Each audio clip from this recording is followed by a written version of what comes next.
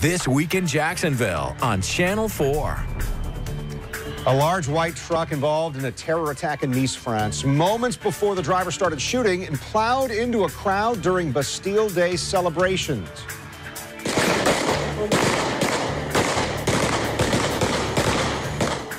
The last fireworks had just ended when that driver opened fire and then drove head-on into crowds of tourists and residents. Police surrounded the truck and then began shooting.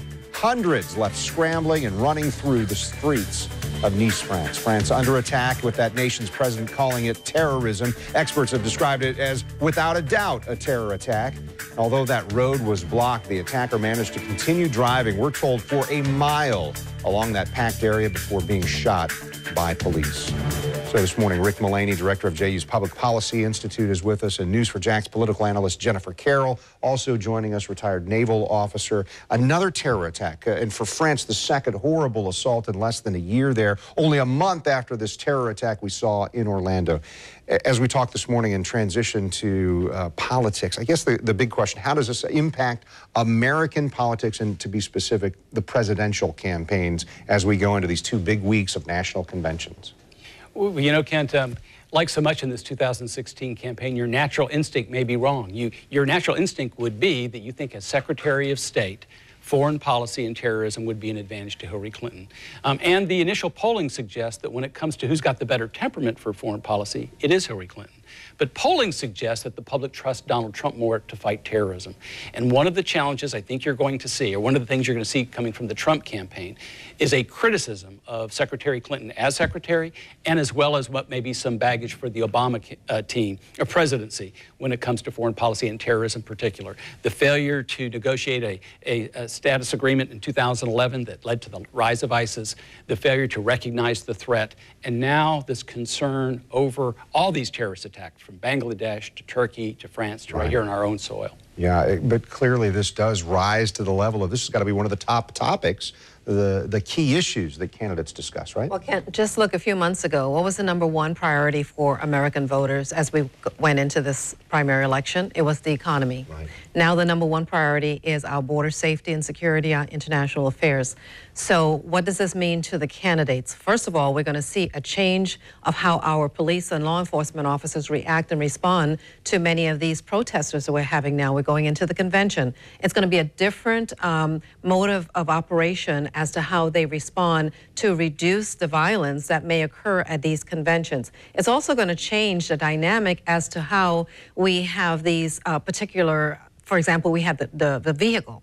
Before it was guns. Yeah. And then we wanted to ban guns and have restrictions on guns. Are we going to have restrictions on vehicles? The terrorists will find whatever means to infiltrate our quality of life and our way of life. So therefore, it's going to be a different dynamic as to how we approach this. It's going to be an advantage, of course, to Donald Trump and with his new running mate now, Mike Pence, because of his background and experience, to say that they have a better platform to combat these sort of things with regards to our national security. Hillary Clinton, this could be an advantage for her to pick a vice presidential running mate that has the background that can handle this issue to combat her negatives and her flaws of being a Secretary of State. Yeah, so as we were getting together this morning, it was going to be because there was this vice presidential pick and finally confirmed by Donald Trump on Twitter on Friday morning. He had postponed his news conference, but he finally said yes, it was going to be Governor Mike Pence from Indiana, who was his VP his pick. And I guess that's one of the questions is, how does he further Trump's candidacy, and what are the things that Democrats are going to pick on about this VP candidate? We've got about a minute and a half here. Well, with Mike Pence, he brings the positives to pull over some of the never Trump and a conservative, far-right conservatives.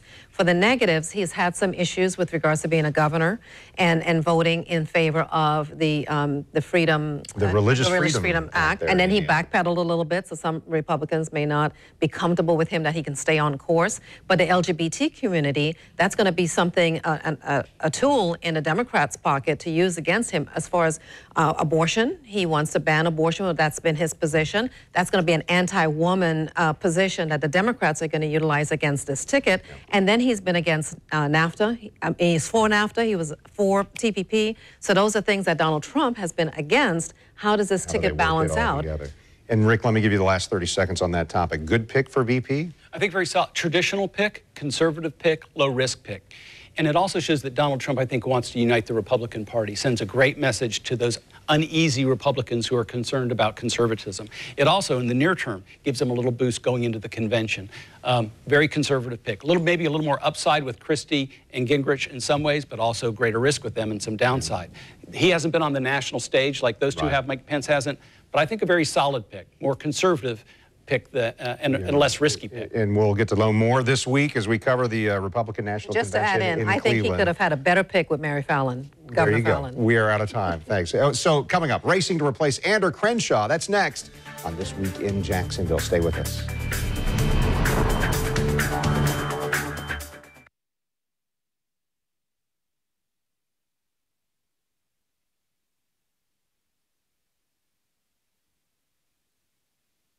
You're watching This Week in Jacksonville with Kent Justice. And earlier this month, we learned that former Jacksonville Sheriff John Rutherford grabbed a comfortable lead in the race for the House of Representatives. A UNF poll of likely Republican voters in Congressional District 4 weighed in July 6th.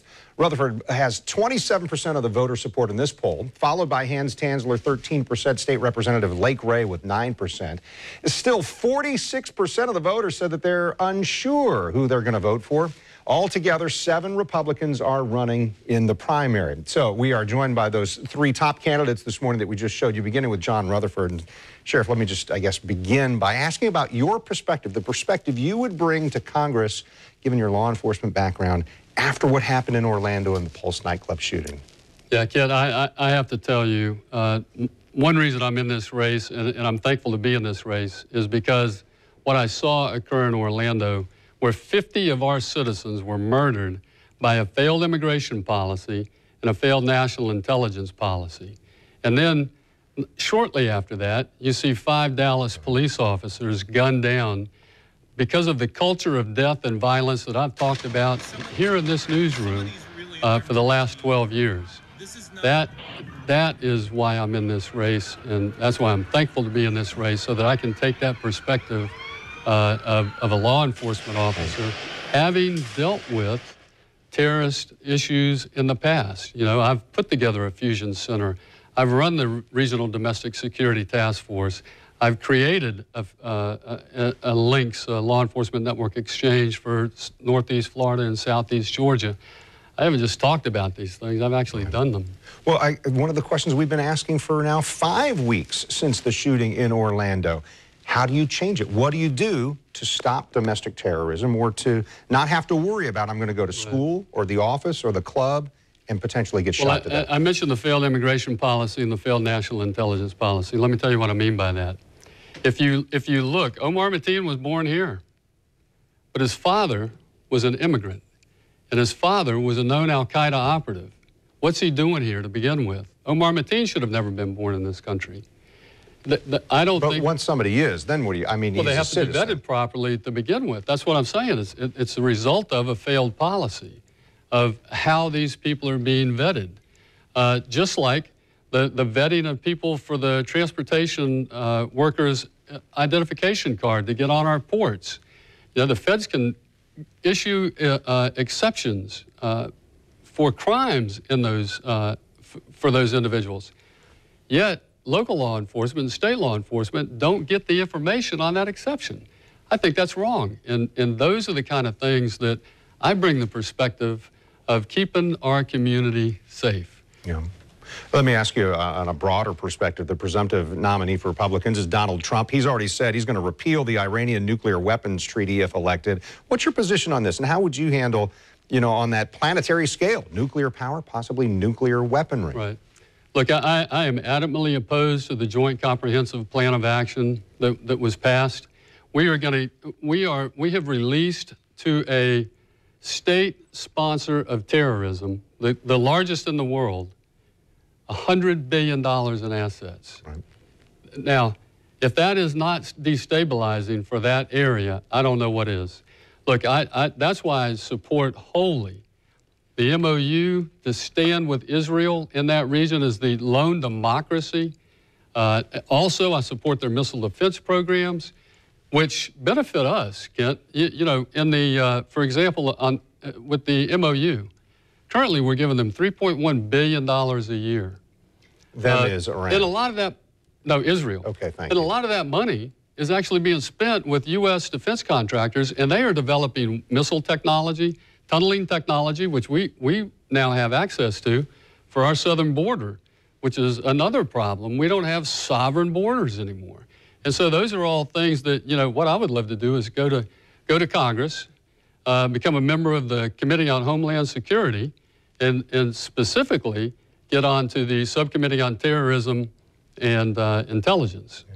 Let me give you 30 seconds or less to answer this one. You obviously handled big budgets with the sheriff's office in Jacksonville. Right. What's your fiscal approach? Because obviously you're going to weigh in on some of those things if you're in the Okay, we need a balanced budget amendment, number one.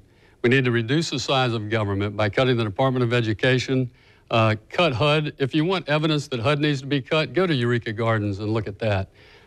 Also, we have to stop this ridiculous executive overreach in the field of rules and regulations.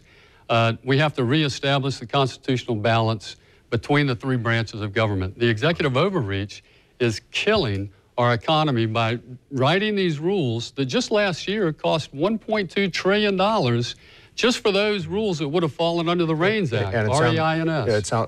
Folks voting in this Republican primary in August would expect a conservative approach fiscally. Exactly. Appreciate it. Thank you for the visit there. And you know, Sheriff Rutherford finished his time in the sheriff's office about a year before our next guest finished his time in the state legislature. Lake Ray joins me next on This Week in Jacksonville.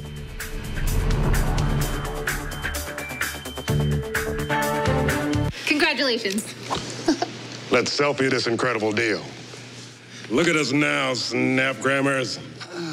Toyota Big One sales event. It's a big deal. Get a 2-year lease on a new 2016 Camry SE for $199 a month. Toyota, let's go places. Why does Marco Rubio refuse to support Donald Trump? Is it just sour grapes because Florida chose Trump instead of Rubio? Or is it because Trump opposes amnesty for illegal immigrants, while Rubio supports amnesty? Or is it because Trump wants a temporary ban on Middle Eastern immigrants, while Rubio disagrees? Or maybe it's because Trump wants to secure our borders. I'm Carlos Broof. I do support Trump, and I'll help him secure our borders, and that's why I approve this message. This is Pastor R.J. Washington of the Titus Harvest Dome. Join us on Channel 4 every Sunday morning at 9:30 a.m. We're going to have a God time. Yes. Amazing deal. Day equals made. 9 equals blown. Toyota Big One sales event. It's a big deal. Get 0% APR for 72 months plus bonus cash on a 2016 Corolla. Toyota, let's go places. This van isn't taking kids to school or to soccer practice. It's got something more sinister inside. It's packed full of black market guns and was headed straight for the El Faro. Holy cow, that's a lot of firearms. The I-Team explosive investigation, Monday at 11.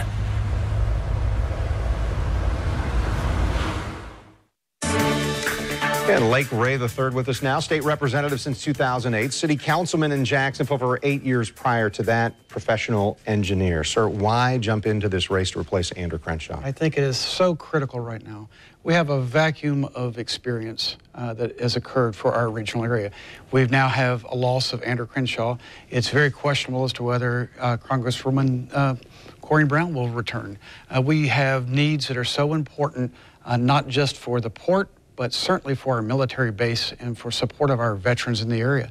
So absent leadership, absent experience, it is most critical that we have somebody that can step in and can do the job and make sure that we're represented well. Yeah, I think that's going to be a challenge for anybody who's new, because a freshman congressman or congresswoman has some challenges getting into places and influence. You've supported Jacksport and expansion. For the purpose of the question, convince me why that's the right thing to do, why it's needed, and if everybody in the country should pay for this because we're looking for federal funding. Sure. Well, first and foremost, that's the issue that I began to take in the legislature. And as a freshman legislator, I went around the state. As a freshman legislator, I began the process of putting dollars in for that. As a freshman legislator, we walked in, there were $8 million being spent. As a senior walking out during the course of that time, we'd appropriate $1.2 billion for our port system, of which Jacksport has gotten $350 million. The port system for the state is so critical, and it creates jobs. In doing so, we're creating the opportunity to have about 150,000 jobs in the state. As it relates to Jacksonville alone, we're in a logistical keystone for the state. If you look at where we are, we have the opportunity to bring goods in, utilize our port, manufacture things, send things back outside of our ports, and to certainly send things as a gateway port to other parts of the country. It's certainly vital to our economy. We are a nation that is poised to be able to manufacture and to send things abroad internationally.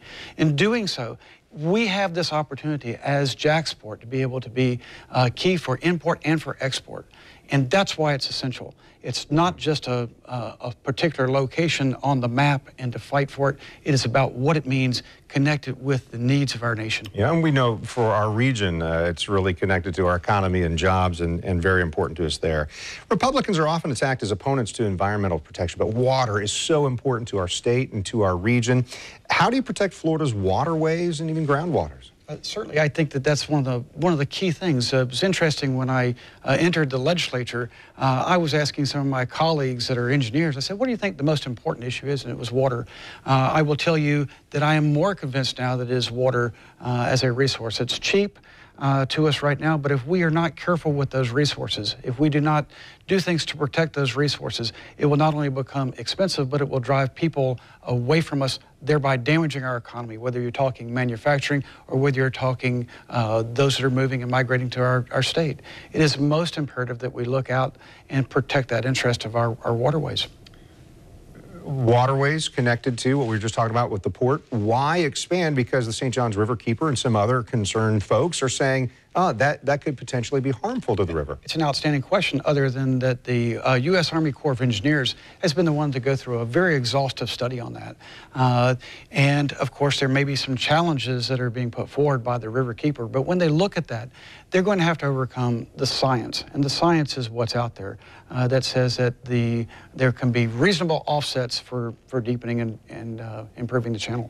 Last question for you. What about Veterans Affairs and taking care of our military? What's the way to solve some of those issues that the VA has in terms of taking care of some of our American heroes living right here? I think it's a very important question. I have a son that is a Afghan combat veteran, and certainly it's near and dear to me because there are needs that I assumed at some point in time he may need. But not only that, but it is an important thing for us to be looking at. And what are we doing here locally? We're looking at manufacturing. I'm the president of the First Coast Manufacturers Association, and we have this great need for new workers in the manufacturing sector. If we're going to capture those opportunities that are out before us, we're going to have a real opportunity to use veterans. Most of our manufacturers love the veterans. So it's about finding a pathway for them as they graduate out of the service, but also making sure that we do the things to protect their interests for their care and for their families in the long term. I appreciate it. I know it's a short segment, but we get introduced to some of your ideas and the reasons you're running Lake Ray. I appreciate your time. Thank you, Kim. All right, so time for one more conversation. His famous father's name precedes him, but we're going to find out why Hans Tansler believes you should elect him for Andrew Crenshaw's seat. Stay with us. That's about an hour delay, hon. You're going to be late for work today. Fire drill. Now that's a pleasant surprise. Just like finding out that with Direct Auto and Life Insurance, you can get a low rate regardless of your driving history. I promise to tell you the truth and solve tough problems, while Jacksonville is on the brink of real economic danger.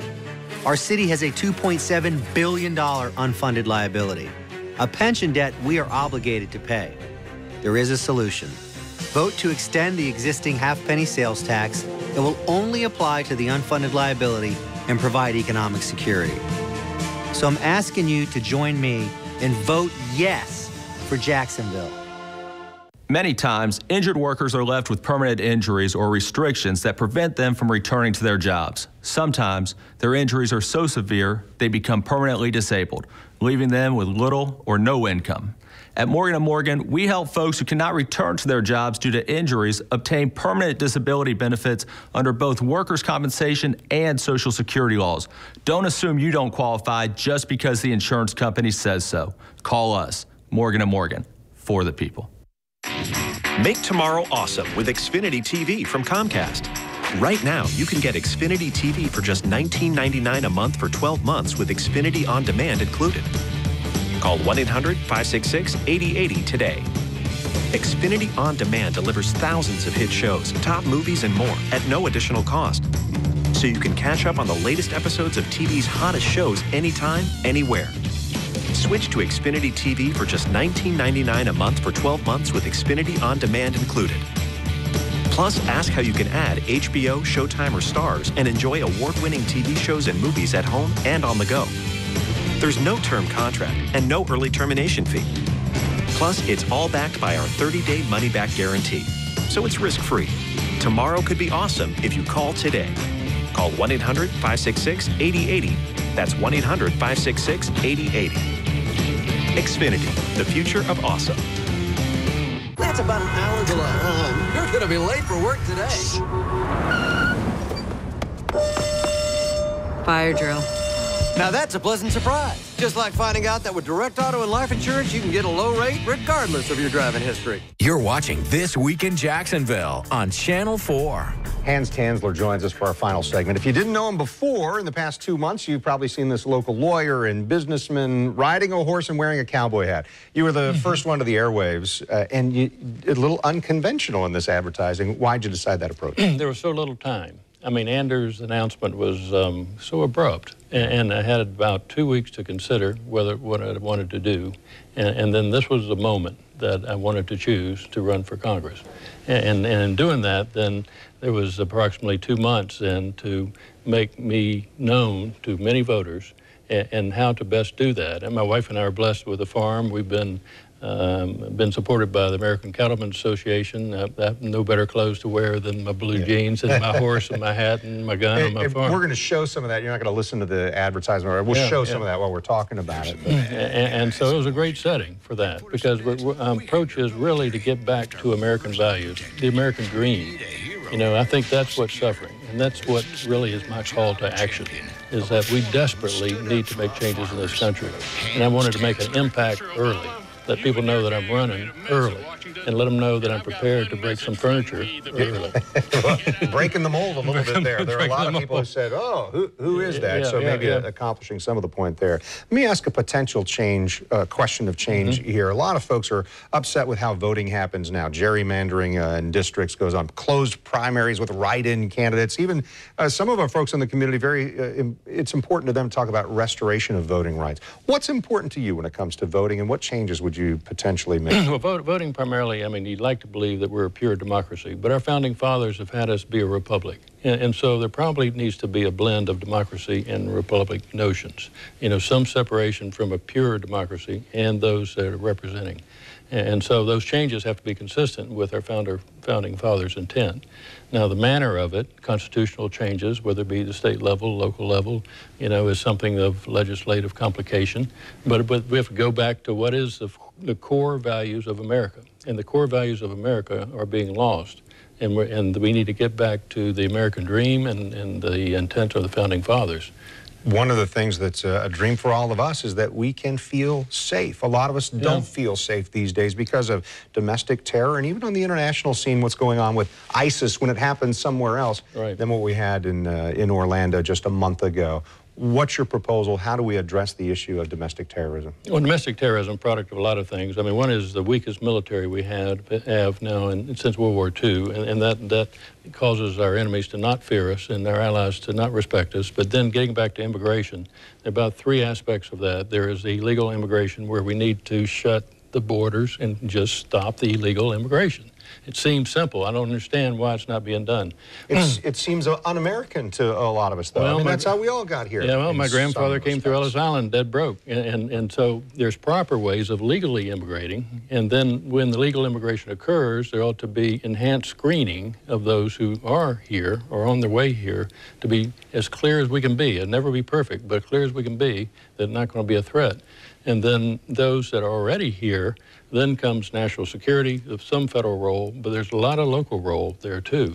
It's getting very complicated about how you blend all of that, the tension between individual privacies and the need to protect us.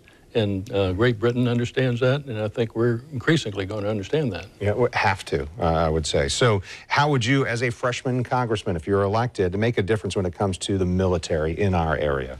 I'd pick up where Andrew left off. I mean, he had some good bills underway. I mean, he had the additional, I think, F-32s coming from the Air Force with the Air National Guard, or at least was trying to. And he had the new fast transport ships coming to Mayport. Yeah, there were about 50 or 40 of them. You want to pick up where he was at? Yeah, and that bill is still in process. I mean, it's out of the House, it's on its way to the Senate. And then he got the P-8s at NAS. I grew up here, born here. I mean, NAS has been in my backyard. This is a military town. Right, and Ender is a great person, and I love he and Tilly. And him being on Armed Services Committee was a tremendous value to this community. And then the trick is then how do we get our freshman congressmen in positions of influence so we can do the same? I appreciate the time and getting to visit with you. I want to let you know there are 4 other candidates in the Republican primary. St. Johns County Commissioner Bill McClure, Deborah Katz-Prichelle in her 3rd run for the seat, Ed Malin, the owner of Angie's Subs in Jacks Beach, and veteran Steve Kaufman, an entrepreneur. We're working to gather some information from each of them to share with you online at news4jax.com. All right, This Week in Jacksonville airs each Sunday morning at this time. Next week, in-depth coverage from the Republican National Convention. I'll file reports. Bruce Hamilton hosts for us with political analyst Jennifer Carroll. I'm Kent Justice. Thanks for watching This Week in Jacksonville. At News 4 Jax, we're always covering the news, even when we're not on TV. Stay informed, on the go, and online at news4jax.com.